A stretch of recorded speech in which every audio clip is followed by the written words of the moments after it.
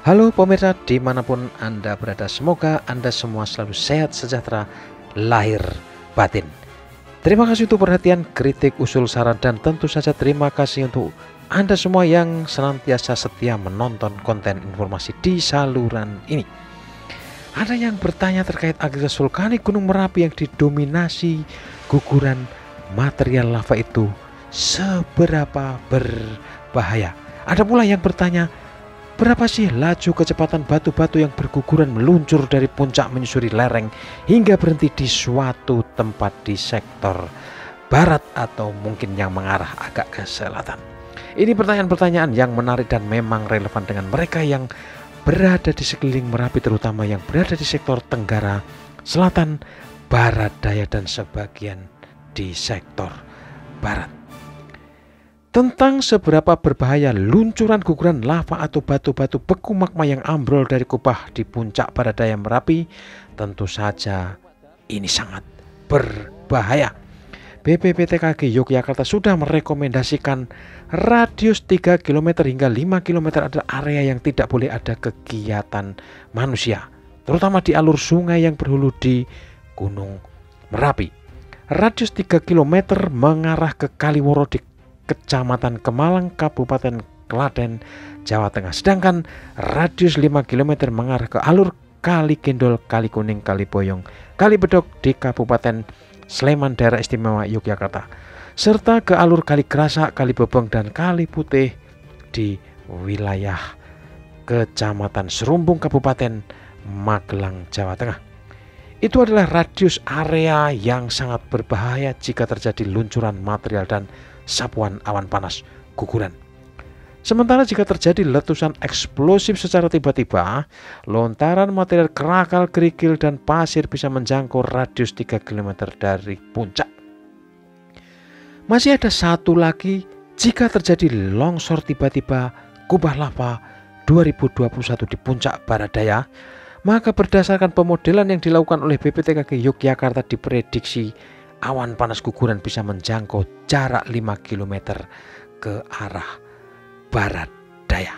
Nah, itulah bahaya-bahaya primer yang bisa terjadi sewaktu-waktu di lereng Merapi, mengingat aktivitasnya kini masih fluktuatif tinggi, didominasi guguran lava dan kadang-kadang disertai awan panas guguran.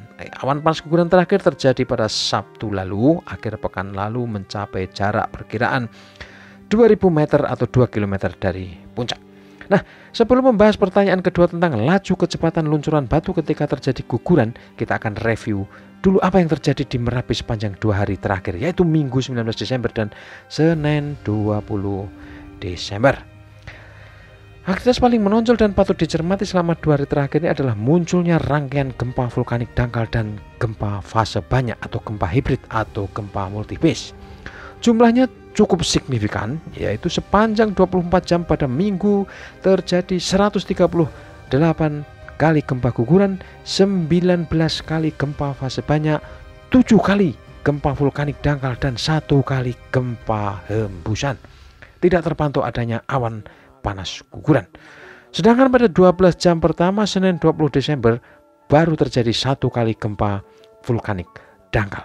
Untuk data pengamatan periode 6 jam pertama pada Senin ini yaitu antara pukul 00 hingga 06.00 terjadi 57 kali gempa guguran amplitudo 3-26 mm, lama gempa 21 sampai 167 detik. Kemudian terjadi 1 kali gempa hembusan amplitudo 2 mm, lama gempa 12 detik, 2 kali gempa hibrid atau fase banyak amplitudo 2-12 mm, durasi gempa 5-8 detik, dan 1 kali gempa vulkanik dangkal amplitudo 25 mm, lama gempa 9 detik, dan 1 kali gempa tektonik jauh amplitudo 19 mm, lama gempa 62 detik.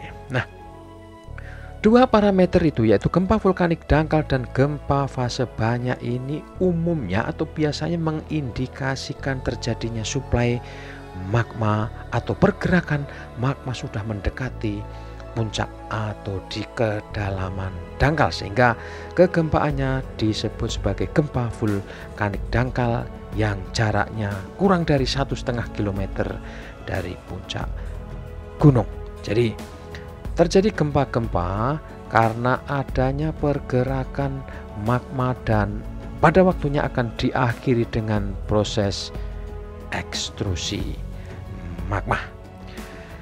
Kemudian secara klimatologi ya, secara umum cuaca sepanjang Senin 20 Desember ini berawan hingga mendung, angin lemah ke arah barat daya, suhu udara sekitar 18-21 derajat Celcius, kelembapan 79-99%, tekanan udara 567-717 mm Hg. Demikian fakta-fakta yang terjadi di Gunung Merapi selama 1,5 hari terakhir, dan kehidupan di sekitar gunung terpantau berlangsung normal dalam kewaspadaan tinggi.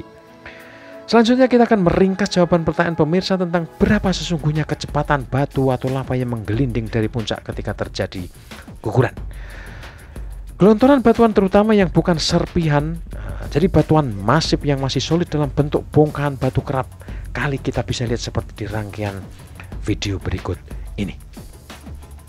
Ada pula gelontoran magma yang masih cukup segar keluar dari rekahan kubah lava dan menerobos kubah lava yang menggunung di puncak barat daya Merapi. Nah, untuk magma yang masih segar, wujudnya fluida yang terlihat kental merah, warnanya merah ini biasanya akan tersebar begitu tumpah dari lubang yang ada di kubah lava di puncak barat daya, dan kemudian akan tumpah ke segala arah menggelontor ke lereng curam. Sedangkan bongkah batu atau lava yang sudah membeku atau mulai membeku karena pendinginan udara, kemudian karena tererosi, dia akan ambrol dan menggelinding ke jarak yang lebih jauh. Jika bongkahan tidak menemui hambatan, artinya melaju mulus di jalur luncuran yang tersedia di sektor barat daya, kecepatan luncurnya akan berubah sangat drastis. Lajunya bisa mencapai 100 km per jam, bahkan lebih jika sudah melewati jarak tertentu di jalur bebas hambatan di sektor barat daya. Kecepatan ini bisa diukur dari jarak jauh menggunakan data mulai durasi guguran sejak awal hingga akhir. Kemudian indikator pengukuran lainnya adalah skala jarak dari puncak atau titik asal guguran hingga akhir perjalanan batu atau lava yang sudah membeku tersebut. Tingkat kemiringan bidang gelincir hambatan di jalur luncuran tentu saja sangat berpengaruh. Kadangkala laju batu atau lava itu terhenti karena menabrak batuan lain yang terendapkan di jalur guguran dan akhirnya pecah berantakan seperti bisa dilihat di video berikut ini.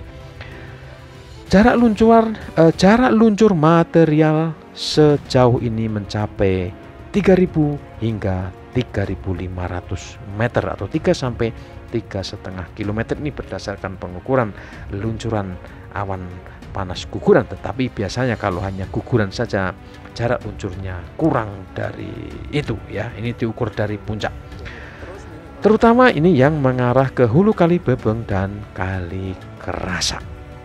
Nah pemirsa, demikian informasi menarik dan mungkin bisa menjawab secara singkat pertanyaan serta rasa penasaran Anda, seberapa cepat sih laju batuan yang meluncur di lereng Merapi ini.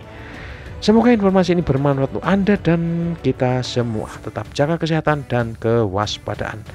Salam tangguh, salam lestari, dan salam sehat.